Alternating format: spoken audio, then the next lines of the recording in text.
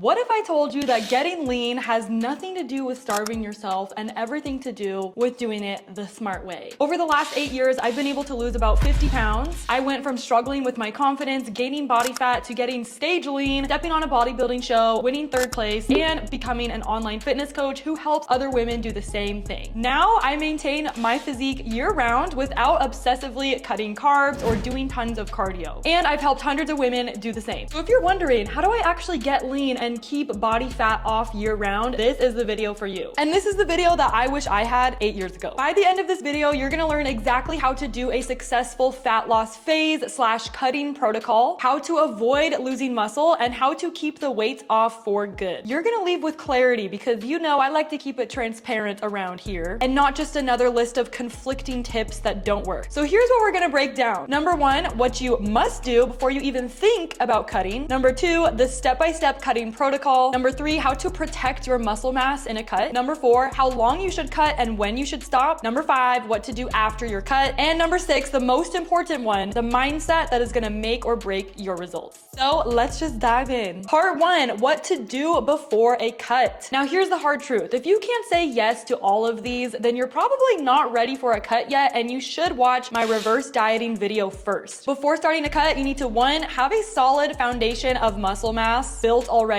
Number 2, your maintenance calories are high enough that you could safely subtract 500 to 700 calories or even more from your current intake right now. Number 3, you're already not doing a bunch of cardio. Number 4, you're not starving or hungry all the time. Number 5, you're not exhausted and fatigued all day, every day. And number 6, your stress is in a good place and your sleep is also in a good place. You need to be able to say yes to all of these things before you even think about starting a cut. Cutting when your body is already stressed out, already underfueled, you're already hungry. When you cut, these things just get worse. A calorie deficit puts even more stress on your body. So if you move forward in a cut before you're ready, it's just a recipe for disaster. You gotta prep your body first, which is why I'll have my reverse dieting video linked at the end of this one. But if you want to get lean and build muscle in a sustainable way, please hit that subscribe button and that notification bell. I have a goal of getting to 5,000 subscribers. Part 2, the actual cutting protocol. This is the step-by-step protocol you need after you can say yes to all those things I listed before. Step 1 is to track your current intake in MyFitnessPal for at least 7 to 14 days. No cheating. You want to be 100% accurate. Be very honest with yourself and track everything you consume for 7 to 14 days. You're not going to be able to do a successful cut if you don't even know how many calories you're eating right now. Step number 2 is to find the average of those calories after tracking consistently for 7 to 14 days. This is going to give you a pretty good idea of what your average maintenance calories are. Notice how I'm not telling you to use an online calculator because those are not accurate and they don't know everything about you. The most accurate way to find your maintenance calories is to actually track what you usually eat for 7 to 14 days, get all the data you can, and then you find the average of those. Step number 3 is to take it slow and start with a slight calorie deficit. All you ladies out here are dropping your calories, slashing them in half, doing 1,200 calories per day. There's no need to do an extreme. You're just gonna binge anyways. Cut 10 to 15% of those calories. Start small. Number 4 is to set a protein intake. Now this range does not work for everyone. I don't recommend this for everyone, but a good range to start is 0.8 to 1.2 grams per pound of body weight. But you also need to take into consideration your current lifestyle, your body composition, your goals, your health. When we prescribe a protein intake for our clients, we're not just looking at their body weight and their age and their height. There's so much more that goes into it. If you are someone who maybe should eat 140 grams of protein and that's what that calculation gives you, but you are over here eating 80 grams of protein per day, jumping from 80 grams of protein to 140 overnight is going to be really challenging and really hard. And so what we will do is sometimes we will start clients a little bit lower and work them up. This is why having a coach is so important because everyone's journey is different. Now, why this calculation doesn't work for everyone is because it also depends on your body composition. If you have a higher body fat percentage, you're not going to require as much protein as someone who is leaner. So if you are already leaner, you have a lower body fat percentage, you're gonna need a little bit more protein. So that's why calculations like this usually don't work, but it's a general guide to start. And step number 5 is to choose a daily step count goal that fits within your lifestyle. Don't just do 10,000 steps per day because everyone is saying to do that. If you have a sedentary job and you're barely getting in 1,000 steps per day, don't you think going from 1,000 to 10,000 overnight is going to be really challenging and unrealistic for you? The answer is yes. So this is why it's important to have a customized game plan for you and why all of our clients clients do have customized game plans depending on their lifestyle. What we also need to realize is that you want to take it slow and steady. Slow and steady wins the race. If you are trying to see results quicker, you're going to lose them quicker. The faster you try to see results, the faster you're going to lose all of your progress. My client Allie, for example, has been in our program for just under 8 weeks and she's already down 9 pounds. But notice how we're not trying to lose 20 pounds in 8 weeks. So far in the program, I've been in it 8 weeks. I've lost around 9 pounds. I've lost around 4 inches in my waist. I have been with Aligned Fitness for almost 8 weeks. Overall, I've just felt confident in my own body and I've been able to fit into clothes that I haven't fit into for a very long time. So yes, 1000% I would recommend. She is doing slow and sustainable fat loss. She's already feeling better even after being in our program for barely 2 months. Part number 3, how to maintain your muscle mass in a cut. The last thing that you want is to just slash your calories down, do a bunch of cardio, that maybe you're losing weight on the scale, but that's also coming from muscle. We don't want to just lose weight. You want to lose body fat and maintain muscle mass. That's what makes you look lean. This isn't about being skinny. It's not about being flabby or soft. You actually want to look lean, so you also need to preserve that muscle mass. How to do that? Well, you need to be lifting weights at least 3 to 5 times per week and not just throwing around weights here and there, doing some random workouts you find online or just going to this machine and that machine with no structure. You should be doing a structured, intentional program and doing the same workouts for minimum 6 to 8 weeks straight. I have been on the same program for 3 months or even longer. So yes, 3 months straight of doing the same exact workouts. Being boring is what produces results. If you want variety, you're gonna have no results. And you also need to train with a high intensity and progressive overload. If you want to maintain your muscle mass, you need to be training hard in the gym. There's many different ways to apply progressive overload, but essentially you just want to be getting stronger over time or at least preserving your strength as your calories cut down. Next thing is you need to hit that protein goal every day. Protein is essential for life, but it's also required if you want to get lean and build muscle and look toned. Protein also keeps you satiated and fuller, which will help you when you are dropping your calories down in a cut. You cannot repair your muscle fibers without protein. Now, once your nutrition is mastered, you're consistent with your training, you're training with progressive overload, you're managing your stress, your sleep, then I think the supplement creatine monohydrate can be a great one to take. You gotta take it consistently though, every day, even on your rest days. And this is not a magic supplement. However, it is the most studied supplement out there. And when taken consistently and when paired with a structured training program, consistent nutrition, you're hitting your macros, it can help you build muscle. Next thing is you gotta get minimum 7 hours of sleep, but ideally 8 hours of sleep. Sleep is so important, whether your goal is building muscle or losing body fat, we all need sleep. And next thing is to stay hydrated. And I don't mean just drinking water, especially if you are lifting, you're sweating a lot, you also need to make sure you're getting electrolytes in because water alone does not hydrate you. And a lot of people don't know this. If you're just drinking a ton of water, you could actually be flushing out essential electrolytes that your body needs. So I recommend having an electrolyte supplement or electrolyte packets. You can also simply add salt to your meals or salt in your water. Now be aware though, this is only if you are a very active and healthy individual. If you have high blood pressure or a heart condition, obviously speak to your doctor about this first before you go add a bunch of salt to your meals. And then lastly, manage your stress like your results depend on it because it really does. If you are constantly stressed out all the time, your body is not going to be in a great position to even respond to your cut. You're gonna be holding on to inflammation. You're also not gonna be in a good headspace to show up for yourself. You need to manage your stress, and I would actually worry about that first before you even worry about what supplements to take. If you do all of these things though, you could get results like my client Holly, who was down 40 pounds while building muscle and also growing her glutes. We literally snatched her waist in and we've grown her glutes without doing restrictive measures. She's not doing tons of cardio. She's in fact eating food she loves, carbs every day, because sustainability is what truly matters. Now, part number 4, how long should you cut? Because you don't want to be in a calorie deficit forever for the rest of your life. Now, there is no magic number. Everyone's journey and timeline is going to be different. This is why we do check-ins with our clients. So every other week, we have our clients weigh in, they upload their measurements, they take their progress photos, they fill out a form, and we look at their digestion, their sleep, their energy, their stress levels, and we take all of that into consideration to decide what to do moving forward. And things can change on a weekly basis. So that's why you should be tracking and measuring your data, not just winging it and throwing stuff at the wall hoping that it sticks. If your biofeedback is solid and you're continuing to make progress, then keep going. I don't have a specific timeline that I keep clients in a cut or a calorie deficit because it all depends on the person. Now, if you've truly hit a plateau, and what I define as a plateau is it's been at least 3 to maybe 4 solid weeks, you've been very adherent. You're not falling off track on the weekends. You're not eating things outside of your macros and snacking that you're not tracking. You're not drinking a ton of alcohol, and you're not skipping workouts. You've actually been fully adherent to the plan, at least a 90% adherent to your plan, and you still have not made any progress in 4 weeks. Like the scale hasn't budged at all. That's what I would consider a plateau. All right, guys, my camera literally shut off and overheated, so we are doing a different angle right now because I had the camera in the sun, so maybe that's why. But anyways, like I was saying, if you have truly hit a plateau and it's been a solid 4 weeks of solid adherence to your plan, be honest with yourself, okay? Then it's either time to maybe reverse diet, which I explain in my reverse dieting training, or maybe you have room to drop further into your deficit. Maybe we can sprinkle in some cardio. Maybe we can drop calories a tiny bit more, maybe another 10%. Or maybe it's time to do a diet break. There's 3 different ways that you could go, and everyone's journey is going to be different. It's not just about constantly lowering your calories every time. This is also why I do not recommend starting off your cut with a bunch of cardio, because you've just played all of your cards at once, because there is going to be times where you hit a plateau, your body adapts, and now that cut, the calorie deficit, has become your new maintenance calories. So if you're starting off doing 30 minutes of cardio every day, an hour of cardio every day, you kind of just played all your cards at once, because you're going to hit a plateau, because your body will get used to all that cardio you're doing, and now it's kind of too late to even add some in. So this is why I start clients off with just a daily step count goal, and if we need to, a couple months into the deficit, if we want things to move, a little bit faster in a sustainable way, we can add maybe 10 to 15 minutes of post-workout cardio 2 to 3 times per week. You honestly do not need as much as you think. And again, everyone's journey is different. My client Sarah was in a calorie deficit for nearly a year, and I kept her in her deficit because she is down over 40 pounds, and she was continuing to make progress every check-in, and she was still feeling good. She was progressing in her strength, she was showing up to her workouts, and we also didn't have to go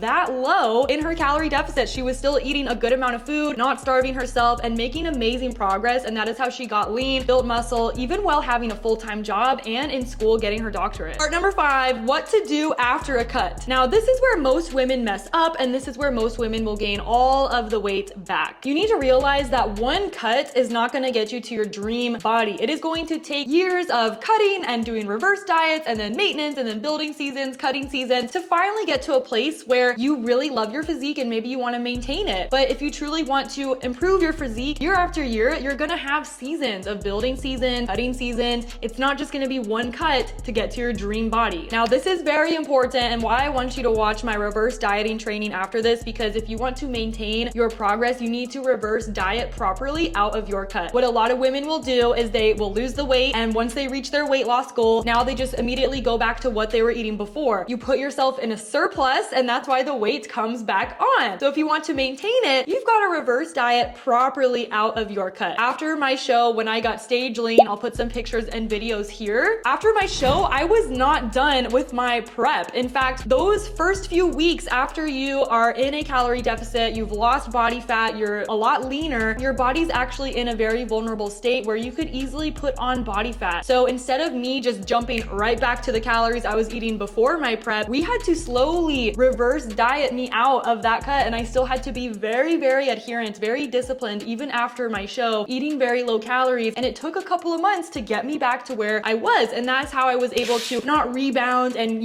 gain 20 pounds back in a month like a lot of competitors do. I was still able to maintain my lean physique because I reverse dieted properly out of my cut. Another great client example of someone who's working with me is my client Desiree. She's a busy mom, and she lost 35 pounds in her cut, and after that, we were in a deficit for a few months. We had hit a plateau, but we were in a place where it wouldn't be safe to keep dropping her down. And so what we had to do was do a reverse diet for a few months. We had to take a break from the calorie deficit, slowly inch food back up. Now we're in a place where we can do another cut again because she still wants to lose some more weight. So if that's your goal, you're gonna need to give your body a break from being in that calorie deficit. You don't want to do it year round. Again, this is the mistake that a lot of women make, and I know it can be uncomfortable to increase your food again. The scale might trickle back up a little bit, but it's honestly a part of the process. It's a part of the journey, and you just have to accept it's the season that you're in. If the scale does go up a little bit, it's not like you're gaining all of the weight back. You can still maintain a lot of the progress you made in your cut, but you are gonna have to reverse diet, give your body a break from that deficit, and then you can drop back again without starving yourself and restricting yourself if you truly want to do this the sustainable way. And section number 6, the most important part, is mindset. Mindset matters so much, you guys. You could have the perfect meal plan, the perfect macros, the perfect training program, but if you're not right up here, if you don't believe in yourself, if you're not willing to commit commit and stay disciplined and,